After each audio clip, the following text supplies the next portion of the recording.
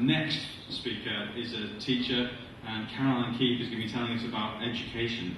You're welcome to stage Caroline, please.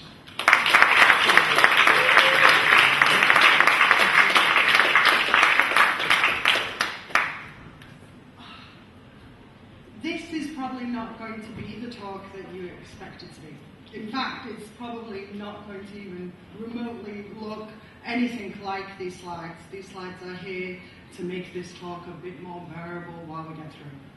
So, I'd like everybody to, at this moment, be aware that this is not the most easiest conversation. So, if you're of a sensitive nature, you might want to leave. Education. We all have this experience where we see these kids in schools, and we all have experiences of teachers. We all remember teachers. We all remember them fondly or not fondly. And I'd like to tell you a few bits about a young woman. A young woman turns up to secondary school. She's awkward, she's difficult, she's got braces. She is quite talented. She gets to about 14, and she goes to a teacher.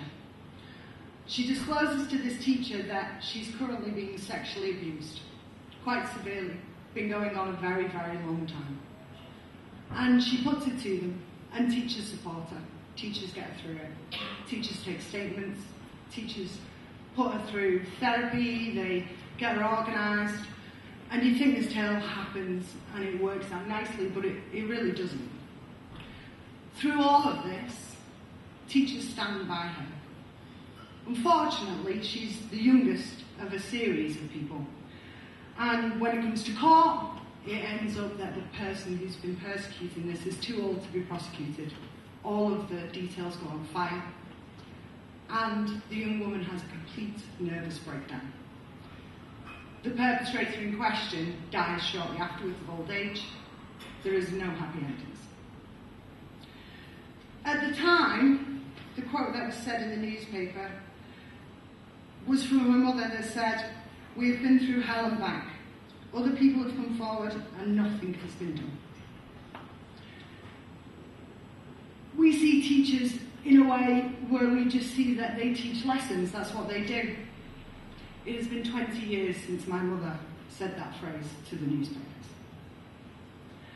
I haven't spoke out in those 20 years. I was brave enough to be the first. I'm brave enough again. In 20 years, I've moved on. I had to relearn a lot of things. I had to relearn how to live. I had to relearn who I was. You often question if you're the same person or if you were the person you were meant to be. I'd like to say that I'd never ended up depressed or miserable or suicidal ever again, but that's not the case. If anything, you learn to be better, and you learn to survive, and you learn to contribute. I contribute to teaching, because learning is one of the few things nobody can ever take away from you. You can teach something to a child and it will stay with them forever.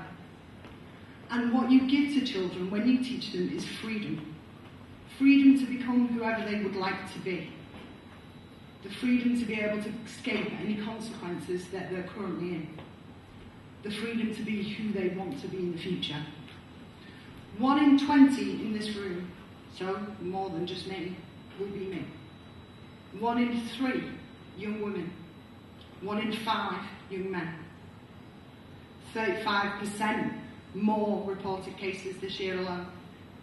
When we teach, we don't just teach. There's 27 other roles that I have other than a teacher. Everything from police officer to fashion police, poking them with a stick, saying to them pull the skirt down, turning up and fire brigading and everything else in between. I'm a social worker, I'm a confidant, I am 1,000,001 other things to my students. But I am also the very, very baseline. I am the one that sees them all the time. I am sometimes, like in my case, the only sanctuary and the only place that they can go to. We should value education. We should value it in the way that it is, the freedoms that it gives you. Value your own education.